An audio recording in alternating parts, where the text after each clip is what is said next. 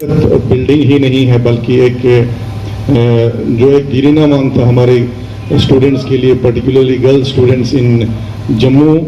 इस बिल्डिंग को आपने आज यहाँ पे इनॉग्रेट किया सर, उसके लिए हम आपके बहुत ही मशहूर हैं। ये जो हॉस्टल बिल्डिंग यहाँ पे, गर्ल्स हॉस्टल यहाँ पे बना है, इसका बहुत ही एक लॉन्ग पेंडिंग डिमांड था हमारे करगिल के गर्ल्स स्टूडेंट का। जैसे कि आप जानते हैं कि हमारे बॉयज़ के लिए ऑलरेडी एक फैसिलिटी है जछनी जम्मू में, जिसमें more than 200 students, boys students जो हैं वो उस फैसिलिटी का जो है फ़ायदा ले रहे हैं।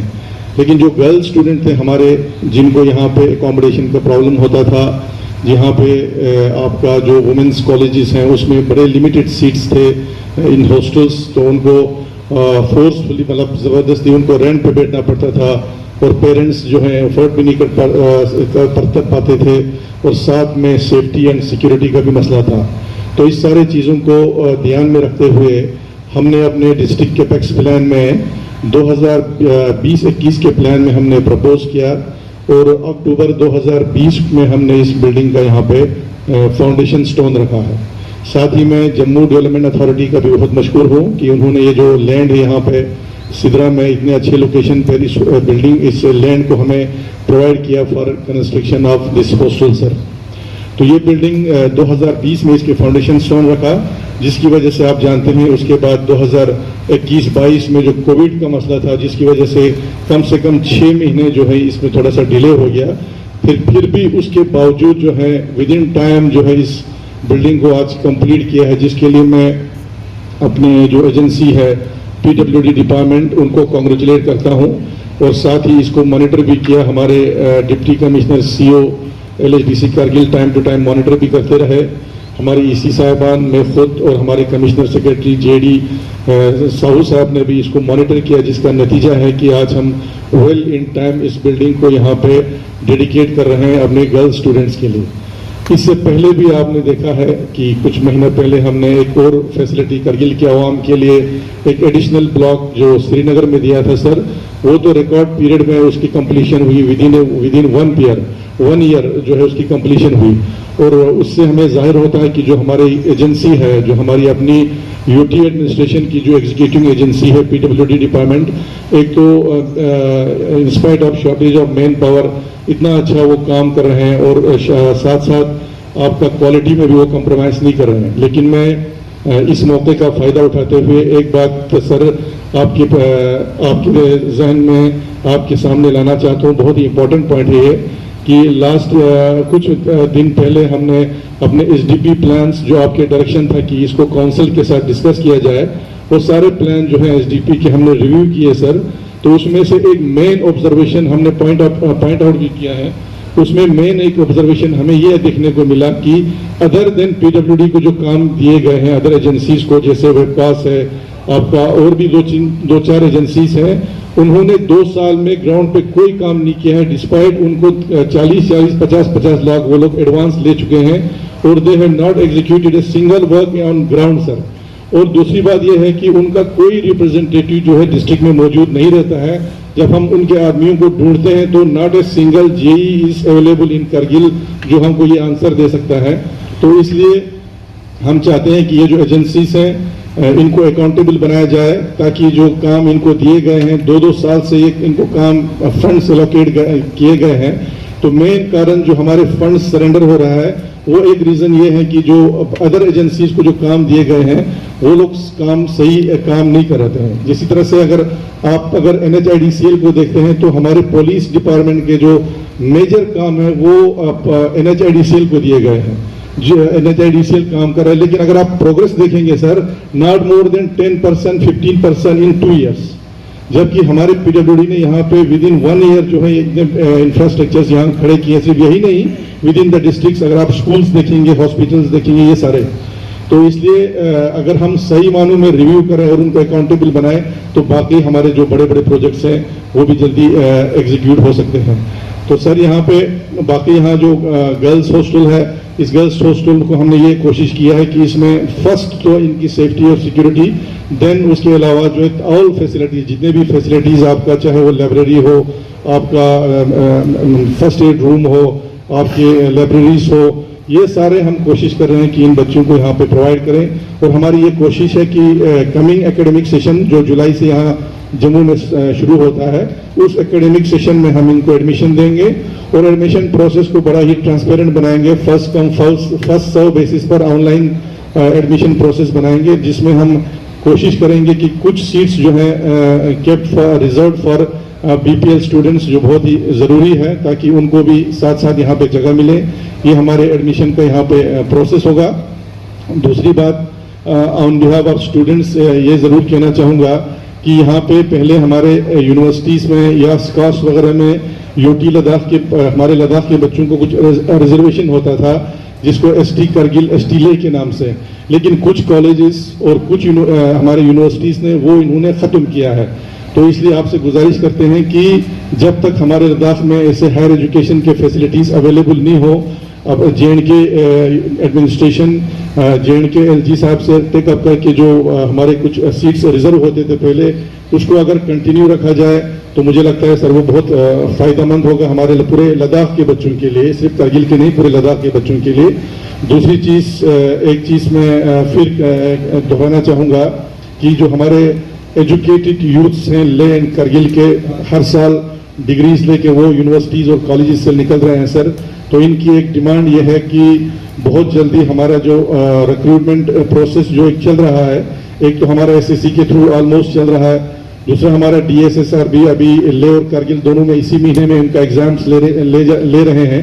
लेकिन एक चीज़ है कि हमारा जो गेजेटेड पोस्ट के जो रिक्रूटमेंट रूल्स अभी बनने हैं और बन रहे हैं सर, उसमें थोड़ा सा एक्सपेडाइट करके जल्दी से रिक्रूटमेंट जो हमारे गेजेटेड पोस्ट हैं उनका जो प्रोसेस है वो जल्दी से जल्दी शुरू हो जाए, ताकि जो हमारे यूथ्स, जो एजुकेटेड यूथ्स हैं, जो उनके ग्रीवेंसेस हैं, वो जल्दी से जल्दी उनके जो ग्रीवेंस हैं वो रिजॉल्व हो जाए। उसके अलावा सर बाकी अगर हम फैसिलिटीज़ की बात करें, आपका बिकॉज ऑफ फंडिंग, मैंने पहले भी कहा है कि बिकॉज ऑफ अच्छा फंडिंग मिलने की वजह से जो हमारे कुछ प्रोजेक्ट्स जो रुके हुए थे, जिसमें हमारा डिस्ट्रिक्ट हॉस्पिटल था 10 साल से उस पर काम चल रहा था, लेकिन फंडिंग की वजह से वो कंप्लीट नहीं हो रहा था, वो हम कंप्लीट कर पाए। आपका एडिशनल ब्लॉक जो हमारा बीमना का है, आज का गर्ल्स हॉस्टल है, इसी तरह बॉयज़ हॉस्टल में हमारा मेजर रिनोवेशन, हमारे लाइब्रेरीज वगैरह इस्टेब्लिश किए। उसके अलावा जो है हमारा एक दीरीना मांग लोगों का ये था कि दिल्ली में एक फैसिलिटी मिलना चाहिए, वो फैसिलिटी भी जो है वो जल्दी अब वहाँ पर भी काम शुरू हुआ है। लास्ट ईयर हमने उसको इनॉग्रेट किया, फाउंडेशन स्टोन रखा और उस पर भी काम हो रहा है। तो हमारी ये कोशिश है कि जो फंडिंग हमें मिलता है उस फंडिंग का सही इस्तेमाल हो, और जितने भी प्रोजेक्ट्स हम हाथ में ले रहे हैं उनका टाइमली कंप्लीशन हो। सबसे बड़ी चीज़ है सर, प्रोजेक्ट्स हाथ में लेना बहुत आसान है, लेकिन उनको टाइम पे कंप्लीट करना जो है वो बड़ी बात है। तो हम चाहते हैं कि आपकी लीडरशिप में जो प्रोजेक्ट्स, जो पैसा गवर्नमेंट ऑफ इंडिया हमको जो एक लिबरल फंडिंग कर रही है, उसका सही इस्तेमाल हो और सही टाइम पे बने सर। क्योंकि SDP के तहत हमने जितने भी प्रोजेक्ट्स दिए हैं, अगर वो हम with in A prescribed time अगर हम कंप्लीट नहीं करेंगे तो SDP का प्लान तो कल खत्म हो जाएगा, बजट कल खत्म हो जाएगा, तो वो सारे फिर लिंग्विशिंग में चले जाएंगे सर। फिर हमें वो प्रोजेक्ट्स कंप्लीट करना बहुत मुश्किल होगा। इसलिए जो भी प्रोजेक्ट्स, खासकर बजट प्रोजेक्ट्स हमने SDP में हाथ में लिए हैं, उनको with in A prescribed time complete करना हमारे लिए बहुत ही मुझे लगता है सर ज़रूरी होगा। हमारे जो CEC लद्दाख के हैं फिरोज खान भाई और DCCO CEO LAHDC Kargil, commissioner secretary PWD, हमारे DC साहब कारगिल के, गर्ल्स के रिप्रेजेंटेटिव जो यहाँ पर मौजूद हैं, और student union, boys student union Jammu के सभी लोग। पहले फिरोज भाई एक बात बताओ, ये पूरी लागत क्या 14.92 करोड़ है? यस सर, 14 ये हमको ताजुब हो रहा है जब वॉक हमको आपने कराया सर, बिल्डिंग में ground floor, first floor, second floor, third floor, और जो फैसिलिटी मैंने देखी सर, तो इसके लिए मैं आपको बहुत मुबारकबाद देना चाहता हूं, क्योंकि ये काउंसिल की एक्सपेंडिचर है। Thank you sir. उसके अलावा ये आपको मैं मुबारकबाद देना चाहता हूं कि अभी थोड़े दिन पहले आपने एक श्रीनगर में वो ब्लॉक बनाया था सर, और इतना उम्दा ब्लॉक बनाया, इतनी अच्छी फैसिलिटी है कि उसको देख के भी मुझे काफी ताजुब हुआ था। और अब ये प्रोग्राम देख के, ये जो आपने गर्ल्स हॉस्टल बनाया, ये देख करके तो मैं आपको बहुत ही साधुवाद और कॉम्प्लीमेंट देना चाहता हूँ। Thank you sir. बहुत ही अच्छा, बहुत ही अच्छा। और दूसरी बात यह है कि आपने जब नींव डाली उसके बाद कोरोना आ गया और फिर भी आपने तकरीबन 2022 के अंत तक इसको खत्म कर लिया, तो यह भी बहुत एक अच्छी बात है। और मैं समझता हूं कि आपके काम बहुत सराहनीय हैं और मेरे कॉम्प्लीमेंट्स आपको। Thank you. जहां तक ये दोनों बिल्डिंगों का सवाल है, इसमें जैसे आपने खुद कहा कि एक मेडिकल असिस्टेंस रूम इन जगहों आवश्यक है, दोनों श्रीनगर में भी वहां पर शायद प्रोविजन है, उसको आप जम्मू में भी जो बच्चियों के लिए, लड़कियों के लिए बनाया है, तो उसका भी प्रोविजन होना चाहिए और अर्लियर द बेटर। जो आपने बात की ब्लैक लिस्टिंग जो एजेंसी की, जब मेरे पास यह सूचना आई, मैं सिचुएशन रिपोर्ट में पढ़ता रहता हूं कि आप लोग क्या कह रहे हैं, क्या ट्वीट कर रहे हैं, तो हमको बहुत दुख हुआ। उन्होंने एडवाइजर को कहा इसको तुरंत ब्लैक लिस्ट कर दो और अगर ये पीएसयू है तो भी ब्लैक लिस्ट करो, देखी जाएगी। आने दो सेंटर को, भाई पीएसयू को आपने कैसे किया हम बताएंगे। तो हमको ये हमको ट्रेडिशन नहीं है कि कोई भी कंपनी, कोई भी काम करने वाली एजेंसी यहां पर आए और फिर कुछ एडवांस लेके और बैठ जाए, काम न करे। तो मैं अजीत साहू साहब को कहूंगा कि इस पर तुरंत काम करें। जो एजेंसी काम नहीं कर रहे हैं उनके साथ कोई मुरब्बत नहीं, उनके साथ कोई कंसिडरेशन नहीं और उनके साथ हमको कोई भी हेजिटेशन नहीं है, क्योंकि हमको तो जनता को बताना पड़ेगा। जब हमारे लोगों का, हमारे अवाम का काम ही नहीं हो रहा है तो हम उनको क्यों एडवांस दे दें? उनको नोटिस भेजो, लीगल नोटिस भेजो, पैसे वापस लो, उनको ब्लैक लिस्ट करो। तो ये आपके पॉइंट से मैं एग्री करता हूं और इस पर हम जरूर कार्रवाई करेंगे। दूसरा, जो जेएनके की यूनिवर्सिटीज में या कॉलेज में जो सीट रिजर्वेशन की बात आप कर रहे हैं, बहुत वाजिब बात, क्योंकि अगर हम अपने बच्चों के एजुकेशन के लिए तवज्जो नहीं देंगे, उसके लिए चाहे हमको किसी चपरासी के पास जाके उसको सिफारिश करनी पड़ेगी, मैं करूंगा। और मैं एलजी साहब को लिखूंगा, सिन्हा साहब को, और ये अजीत इसको आप टेकअप करो और हमारे सिग्नेचर में चिट्ठी भेजो और उसके बाद 15 दिन बाद अगर कोई चीज नहीं, कोई उस पर कार्रवाई नहीं होती है तो मैं एजुकेशन के जो हमारे कमिश्नर हैं उनको भेजूंगा, तो जाके देख के इंश्योर करके आए। लेकिन ये बहुत अच्छा पॉइंट है और ये तो हमें करना ही चाहिए और हम करेंगे। जो रिक्रूटमेंट की बात करूं, हमारा यही कंसर्न है।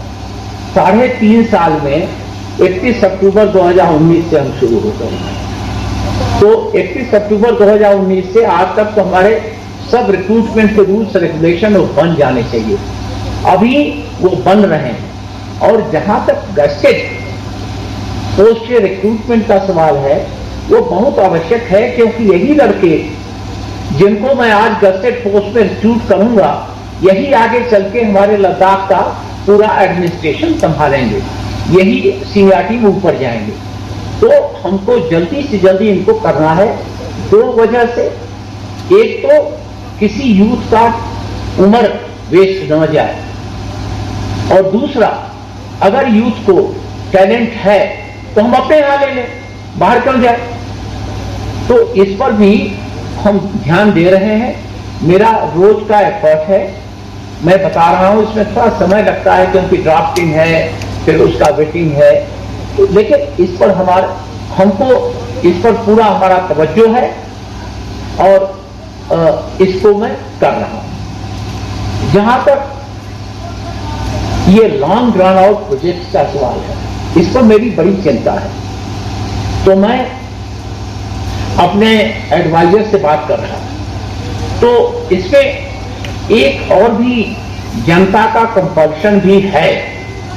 जैसे आपके कॉन्स्टिट्यूएंसी में कोई भी एग्जीक्यूटिव काउंसलर हो, उसके कॉन्स्टिट्यूएंसी में तमाम काम होंगे, क्योंकि ऐसी एरिया है, पहाड़ी एरिया है, वहां पर सड़क, बिजली, पानी, बिल, तमाम चीजें। तो अभी मेरे ख्याल से हो क्या रहा है कि हम 20% बजट अलॉट कर देते हैं एक प्रोजेक्ट।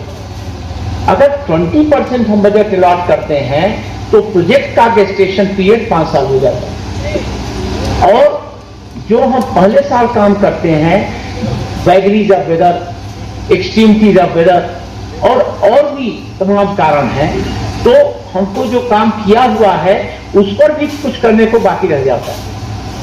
तो एक प्रश्न है, और प्रश्न सोचने वाला है कि क्या हम तमाम कामों को, तमाम प्रोजेक्ट को साथ में लेके 20% कर दें और 5 साल या 6 साल तक उसका डिस्प्लेसमेंट होता रहे, या हम 40% करके हम 2.5 साल में करने की कोशिश करें। फायदा नुकसान दोनों में है। फायदा उसमें यह है कि कोई चीज कंप्लीट हो जाएगी जल्दी।